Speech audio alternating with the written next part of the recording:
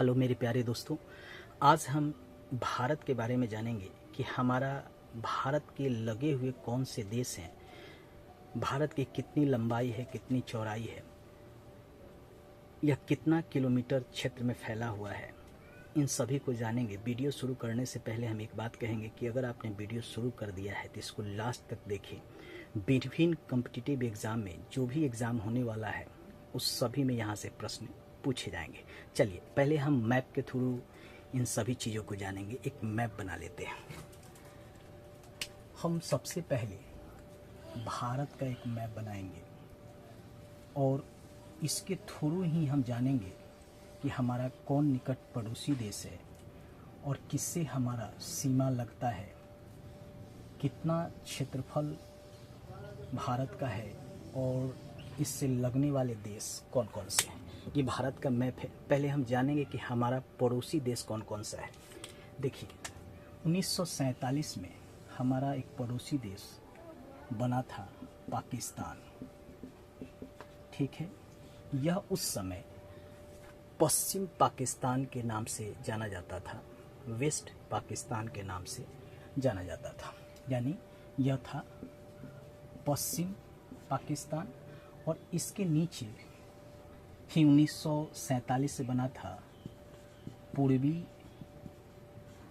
पाकिस्तान, जिसको 1971 में इंदिरा गांधी के प्रयास से स्वतंत्र करा लिया गया और बाद में इसका नाम पड़ा बांग्लादेश। बांग्लादेश 1971 की लड़ाई में भारत के सहयोग से यह पाकिस्तान का क्षेत्र स्वतंत्र होकर एक नया बांग्लादेश के नाम से जाना जाता है। इसके ऊपर यहाँ से एक छोटा देश और है जिसको अभी हम लोग अफ़गानिस्तान के नाम से जानते हैं। किस नाम से? अफ़गानिस्तान के नाम से इस क्षेत्र को जानते हैं। और इससे लगा हुआ ही एक देश है जिसका नाम है चीन। कौन सा देश है? चीन, जो भारत की सीमा से लगता है।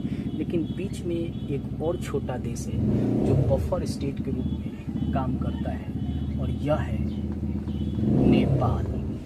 यह कौन सा देश है? नेपाल। इससे ही लगा हुआ एक और देश है जिसका नाम है भूटान। इसका नाम है भूटान। और इससे लगा हुआ एक और देश है जिसका नाम है म्यांमार, जिसको पहले बर्मा के नाम से जाना जाता था और पहले यह म्यांमार यानी बर्मा भारत का ही अंग था। इस मैप के थ्रू हमने यह जान लिया कि कौन सा देश भारत की सीमा से लगता है। अब नीचे में एक छोटा सा देश है जिसको हम लोग जानते हैं श्रीलंका। श्रीलंका के नाम से। और यह जो है राम सेतु से जुड़ा हुआ है। इसके पश्चिम में मन्नार की खाड़ी और इसके पूर्व में पाक की खाड़ी यानी पाक स्ट्रेट स्थित है। पाक जलडमरू मध्य स्थित है।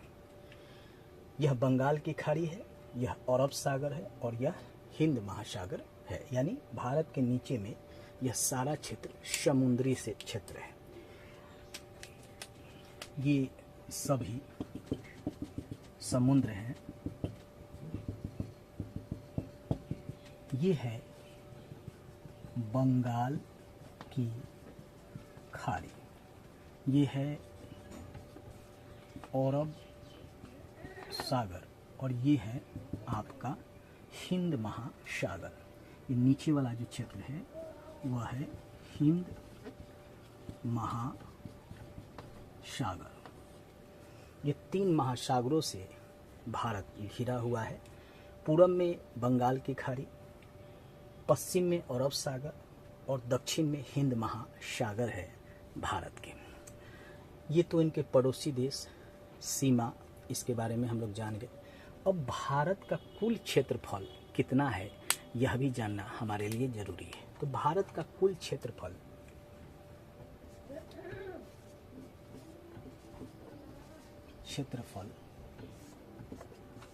32,87,263 वर्ग किलोमीटर है। यानी भारत का कुल क्षेत्रफल जो है, जो आपको रेड में दिखाई दे रहे हैं, वह 32,87,263 वर्ग किलोमीटर है। लेकिन यह अभी भारत के पास इतना क्षेत्रफल नहीं है। अब क्यों नहीं है, इसको भी समझना आपके लिए ज़रूरी है। देखिए, भारत का ये वाला जो क्षेत्र है, इसको कहते हैं POK, पाकिस्तान ऑक्युपाइड कश्मीर, जो अभी किसके पास है, पाकिस्तान के पास है। इस पर पाकिस्तान ने कब्जा कर लिया था, इसलिए ये वाला जो क्षेत्र है वह अभी पाकिस्तान के पास है। इसीलिए अब जो है सीमा जो है अफ़गानिस्तान का भारत से नहीं लगता है। पहले लगता था, अब नहीं लगता है, क्योंकि भारत का ये वाला क्षेत्र पर पाकिस्तान ने कब्जा कर लिया है, जिसको पाकिस्तान ऑक्युपाइड कश्मीर कहते हैं। यानी इतना क्षेत्र भारत का अब नहीं है। ठीक है, ये पाकिस्तान के पास अभी वर्तमान में है। दूसरा जो क्षेत्र है, ये क्षेत्र पर चीन ने कब्जा कर लिया था और इसको कहते हैं अक्साई चीन। क्या कहते हैं, अक्साई चीन, जिस पर चीन ने कब्जा कर लिया है। इसके अलावा छोटे छोटे क्षेत्रों पर भी कब्जा कर लिया। हिमाचल प्रदेश, उत्तराखंड, इधर सिक्किम, इधर अरुणाचल प्रदेश का ये वाला भाग पर भी चीन ने कब्जा कर लिया है। यानी ये क्षेत्र जो है वह अब भारत के पास नहीं है। और आप देखते हैं कि आए दिन भारत पाकिस्तान, भारत चीन के बीच जो है क्षेत्रफल को लेकर यानी संघर्ष चलता रहता है कि ये मेरा क्षेत्र है, ये आपका क्षेत्र है। इस पर आप देखे होंगे कि गलवान की घटना चीन के साथ हुआ था, पाकिस्तान के साथ आए दिन आपको जम्मू कश्मीर में जो है ऐसी घटनाएं देखने को मिलता है। सेना और आतंकवादियों के बीच जो है युद्ध देखने को मिलता है। तो यही कारण है कि जो ये जम्मू कश्मीर का भाग था, उसके कुछ क्षेत्रों पर पाकिस्तान ने अधिकार कर लिया है। तो अभी वर्तमान में जो बताया जाता है कि 32,87,263 वर्ग किलोमीटर भारत का कुल क्षेत्रफल है। अभी उतना नहीं है, लेकिन भारत सरकार अपने मैप में यह जानकारी देता है। इसलिए हमको यही डाटा याद करना है कि भारत का कुल क्षेत्रफल 32,87,263 वर्ग किलोमीटर है। यही एग्जाम में पूछा जाएगा। अब है कि उत्तर से दक्षिण, यानी उत्तर से दक्षिण जो है भारत का विस्तार, नॉर्थ से साउथ भारत का विस्तार कितना है, तो उसको भी आप एक जान लीजिए। देखिए, यहाँ से यहाँ जो है उसका विस्तार कितना है, यानी नॉर्थ से साउथ कौन सी देशांतर या अक्षांश रेखा यहाँ से गुजरती है, कितना डिग्री पर स्थित है, इसको आप जान लीजिए। देखिए, उत्तरी अक्षांश 37 डिग्री 6 मिनट, और यहाँ जो है आपका कन्याकुमारी में, इसको हम मिटा देते हैं ताकि आपको समझ में अब आएगा, 8 डिग्री 6 मिनट। ये भारत का उत्तरी अक्षांश है। कौन सा अक्षांश है ये? उत्तरी अक्षांश, यानी ये भारत का उत्तरी अक्षांश है। देखिए, अक्षांश और देशांतर हम आपको अगले मैप में पढ़ाएंगे, इसलिए आज हम केवल बता रहे हैं कि भारत का उत्तरी अक्षांश 37 डिग्री 6 मिनट से 8 डिग्री 4 मिनट पर स्थित है। 8 डिग्री 4 मिनट या 6 मिनट में 8 डिग्री 4 मिनट पर स्थित है। ये भारत का उत्तरी अक्षांश जहाँ यहाँ से होकर गुजरती है। भारत का पूर्वी देशांतर भारत का कहाँ से कहाँ तक गुजरता है, तो इसको जान लीजिए। 68 डिग्री 7 मिनट से 97 डिग्री 25 मिनट पर भारत का पूर्वी देशांतर पर भारत स्थित है। ठीक है, यानी भारत किस देशांतर पर स्थित है, तो 68 डिग्री 7 मिनट से 97 डिग्री 25 मिनट पूर्वी देशांतर पर भारत स्थित है, जो इसका पूर्व से पश्चिम की ओर विस्तार है। उत्तरी अक्षांश 37 डिग्री 6 मिनट से लेकर 8 डिग्री 4 मिनट के बीच भारत स्थित है। अक्षांश कहाँ से किस अक्षांश पर भारत स्थित है, तो ये आप जान लीजिए कि भारत उत्तरी अक्षांश जो है वह भारत उत्तरी अक्षांश में स्थित है। और यह कहाँ से कहाँ तक स्थित है, तो 37 डिग्री 6 मिनट से 8 डिग्री 4 मिनट उत्तरी अक्षांश के बीच भारत स्थित है। अब इसको समझना आपको ज़रूरी है, साथ साथ इसको याद करना भी ज़रूरी है। एग्ज़ाम में ये पूछा जाता है कि भारत किस गोलार्ध में स्थित है, उत्तरी गोलार्ध में या दक्षिण गोलार्ध में। तो भारत जो है उत्तरी गोलार्ध में स्थित है, उत्तरी गोलार्ध में स्थित है। अब देखिए, पहले इसको एक मैप के थ्रू जानते हैं। पृथ्वी क्या है, पृथ्वी गोल है, आप भी जानते हैं पृथ्वी गोल है। 0 डिग्री यानी यहाँ पर इक्वेटर भूमध्य रेखा स्थित है, यहाँ से होकर 0 देशांतर रेखा गुजरता है, ठीक है। और भारत जो है यहाँ पर स्थित है। भारत कहाँ स्थित है, यहाँ पर स्थित है। इसीलिए उत्तरी गोलार्ध में भारत को माना जाता है कि भारत कहाँ स्थित है, तो उत्तरी गोलार्ध में, ठीक है।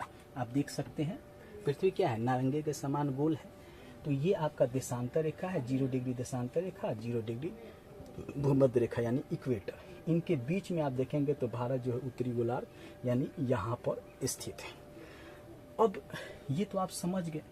अब है कि भारत का उत्तरी अक्षांश जहाँ से गुजरता है उनके बीच में भारत स्थित होगा। तो इनका ऊपरी वाला जो भाग है वह है 37 डिग्री 6 मिनट और ये वाला जो भाग है ये है 8 डिग्री 4 मिनट। यानी भारत इन अक्षांश के बीच स्थित है, यानी उत्तरी अक्षांश के बीच स्थित है। और उत्तरी अक्षांश क्या है जहाँ पर भारत स्थित है, तो उत्तरी अक्षांश जहाँ भारत स्थित है वह है 8 डिग्री 4 मिनट से 37 डिग्री 6 मिनट उत्तरी अक्षांश में क्या है, भारत स्थित है। अब ये समझ लीजिए कि ये किन अक्षांशों के बीच में स्थित है भारत, तो भारत 8 डिग्री 4 मिनट से लेकर 37 डिग्री 6 मिनट अक्षांश के बीच स्थित है। अब भारत किन देशांतर के बीच स्थित है, तो भारत जो है पूर्वी देशांतर, कौन देशांतर, पूर्वी देशांतर के बीच स्थित है। अब पूर्वी देशांतर यानी यहाँ से यहाँ, यानी ये वाला भाग और ये वाला भाग, यह पूर्वी देशांतर कितना है इसको भी आप जान लीजिए। जहाँ भारत स्थित है तो यह है 68 डिग्री 7 मिनट से 97 डिग्री 25 मिनट। यानी इधर है 68 डिग्री 7 मिनट और इधर है 97 डिग्री 25 मिनट पर भारत स्थित है। यानी इन अक्षांशों के बीच और इन देशांतरों के बीच स्थित है। ये बार बार पूछता है कि भारत किन देशांतरों में स्थित है, पूर्वी देशांतर, किन अक्षांश में स्थित है तो उत्तरी अक्षांश, कहाँ से कहाँ, तो आपको ये याद करना होगा। अब हम इसको मिटा देते हैं क्योंकि इसका काम जो है आपका हो गया, ठीक है। चलिए अब इसके आगे हम जानते हैं कि यहाँ तक तो हम जान लीजिए कि देशांतर और अक्षांश जिसके बीच भारत स्थित है। अब हम जानते हैं कि भारत का कुल क्षेत्रफल, विश्व के कुल क्षेत्रफल का कितना प्रतिशत है, तो यह भी जानना जरूरी है। तो ये भींग गया है इसलिए इसको मिटा देते हैं। देखिए भारत जो है वह संपूर्ण विश्व के 2.43% भाग पर ही स्थित है, यानी कुल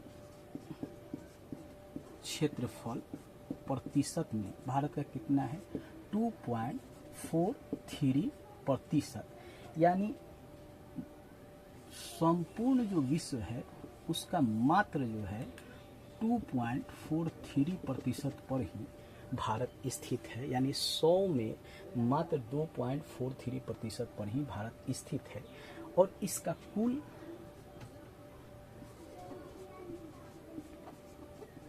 जनसंख्या प्रतिशत में कितना है 17.5%। भारत की कुल जनसंख्या संपूर्ण विश्व की जनसंख्या का 17.5% है, यानी जो 100% जनसंख्या है उसमें जो है भारत का 17.5% ही जनसंख्या संपूर्ण विश्व में भारत का है। संपूर्ण विश्व की जनसंख्या का 17.5% ही भारत का है। अब है कि भारत का आपने कुल क्षेत्रफल प्रतिशत में जान लिया, कुल जनसंख्या जान लिया संपूर्ण विश्व का, विश्व में, यानी ये विश्व के आधार पे है। विश्व में भारत का प्रतिशत, ठीक है, ये विश्व में भारत का क्या जनसंख्या में प्रतिशत है और क्षेत्रफल में है, इसको आपने जान लिया। अब है कि इसका क्षेत्रफल तो आप जान लीजिए, इसका कुल जनसंख्या जान लीजिए परसेंटेज में। अब है कि इसकी लंबाई और चौड़ाई कितना है, इसको भी जानना जरूरी है। नॉर्थ से साउथ यानी उत्तर से दक्षिण, पूरब से पश्चिम। तो देखिए उत्तर से दक्षिण भारत का कुल लंबाई, उत्तर से दक्षिण भारत का कुल लंबाई कितना है 3214 किलोमीटर। 3214 किलोमीटर, यानी यहाँ से लेकर यहाँ तक लंबाई भारत का 3214 किलोमीटर, यानी नॉर्थ से साउथ, पूरब से पश्चिम भारत का लंबाई है 3214 किलोमीटर। अब इसका जो है चौड़ाई भी होगा, यानी पूरब वेस्ट, पश्चिम से ईस्ट की तरफ जो है इसका कितना किलोमीटर लंबा है, तो 2933 किलोमीटर, यानी भारत का पूरब से पश्चिम लंबाई 2933 किलोमीटर, यानी आपने चौड़ाई और लंबाई जान लिया, उत्तर से दक्षिण और पूरब से पश्चिम कितना किलोमीटर। अब है कि भारत का स्थलीय सीमा, यानी ये जो आपका देख रहे हैं इसकी लंबाई कितना है स्थलीय सीमा की। तो स्थलीय सीमा की लंबाई कितना है, आइए उसको भी जानते हैं। पहले इसको मिटा देते हैं कि स्थलीय सीमा की लंबाई, स्क्रीनशॉट पहले आप ले लीजिए।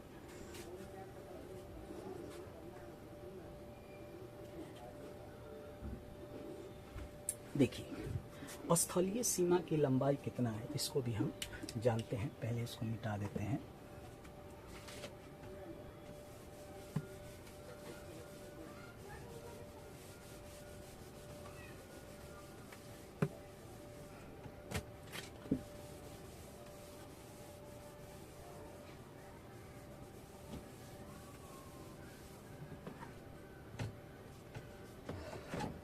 देखिए भारत का स्थलीय सीमा, अब भारत का स्थलीय सीमा कितना है, स्थलीय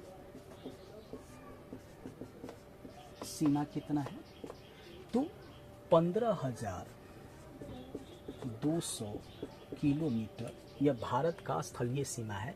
यानी ये जो किनारे किनारे आप देख रहे हैं यहाँ, ये सब स्थलीय सीमा जो है भारत का है। यह स्थलीय सीमा भारत का कितना है 15,200 किलोमीटर। अब है कि स्थलीय सीमा के बाद तटीय सीमा भारत का कितना है, तो 7516.6 किलोमीटर यह तटीय सीमा है। लेकिन इसमें द्वीप भी शामिल है। अब द्वीप क्या होता है इसको जान लीजिए। दीव और दमन, दादर और नागर, ठीक है। इधर आइएगा तो आपका पांडिचेरी यानी पुदुचेरी, ठीक है। इधर आप लक्षद्वीप और इधर आपको मिलेगा ये वाला जो क्षेत्र है यह है अंडमान निकोबार यानी अंडमान निकोबार, लक्षद्वीप और दीव दमन को शामिल करने के बाद तटीय सीमा कोस्टल एरिया का लंबाई जो है 7516.6 किलोमीटर है भारत का। लेकिन अगर आप इनको और इनको यानी लक्षद्वीप, अंडमान निकोबार, दीव दमन को अगर हटा देते हैं तब तटीय सीमा की लंबाई कितना होता है इसको भी जानिए। तटीय सीमा द्वीपों को हटाने के बाद 6100 किलोमीटर भारत का है। अगर आप द्वीप को हटाने पर यानी द्वीप को अगर हटा देते हैं, इसको और इसको हटा देते हैं तब तटीय सीमा की लंबाई कितना है, तो 6100 किलोमीटर है, ठीक है। अब इसको हम और भी जानेंगे, इसके बारे में क्या क्या खूबी है।